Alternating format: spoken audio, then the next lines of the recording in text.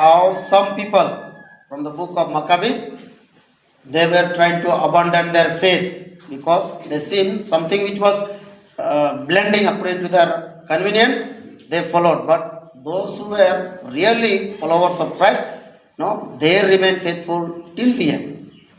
They remain faithful till the end. Even maybe it might have cost them their life. They remain, or let us say, they stood firm, keeping their faith in God.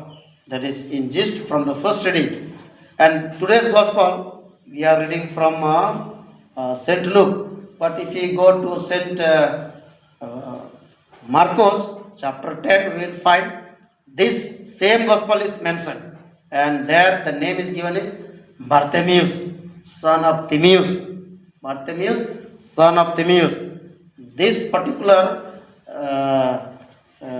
episode I cannot forget when I was in class 5 or 4, I don't know exactly.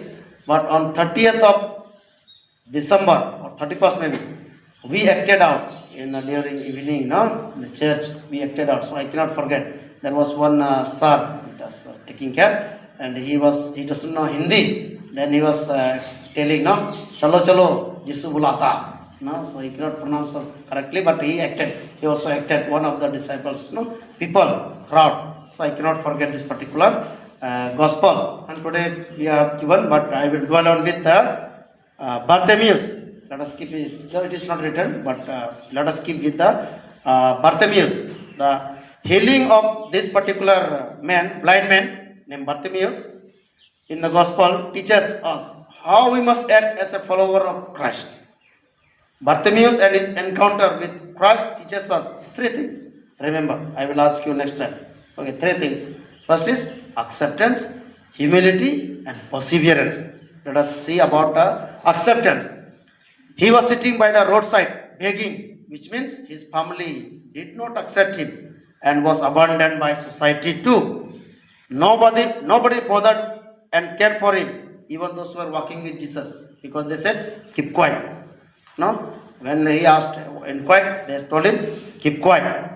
But see, the heart of Jesus, he stopped. He stopped and Jesus accepted him, called him. They commanded people, bring him. And they brought him to Jesus. Through this, Jesus is teaching us to accept others and ourselves with compassion, recognizing that everyone has imperfections and struggles in daily living. Nobody is perfect. You and me, all of us in the same boat. Nobody is perfect. And Jesus has come to accept us, to bringing us back. Jesus came to bring. Who were Jesus' friends?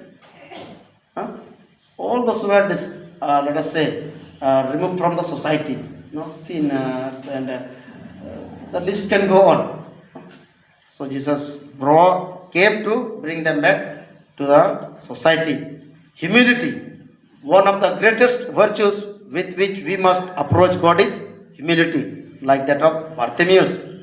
He demonstrated humility by calling out to Jesus for mercy. He showed total dependence on Jesus. His faith in Jesus made him dependent on Jesus. Jesus commended him for his faith. No, your faith has made you well. This recognition by Jesus serves as a reminder that humility is often tied to faith. Acknowledging our total dependence on God requires humility, like that of Bartimaeus. Earlier, so I said, no, jitna jhukoge, utna sikhoge. The more you bend yourself, humble yourself, you will learn. Perseverance. When Bartimaeus cried out, the people ordered him to be quiet.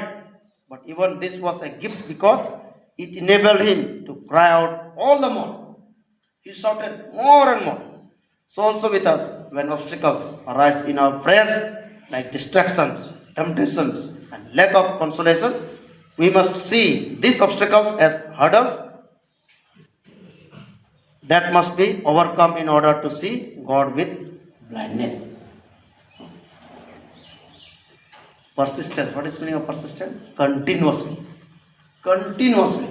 And when we are in continuously, let us say, the victory is ours. God listens. And we can try in any way. even in our studies and in our walk of life. To conclude, the gospel teaches us that just as Bartimaeus experienced healing, our acceptance, humility, and perseverance can lead us to positive transformation in our lives. Let us believe in this acceptance, humility, and perseverance, and God will bless us. We will be happy, and we will be rejoicing people, not in dark but in light.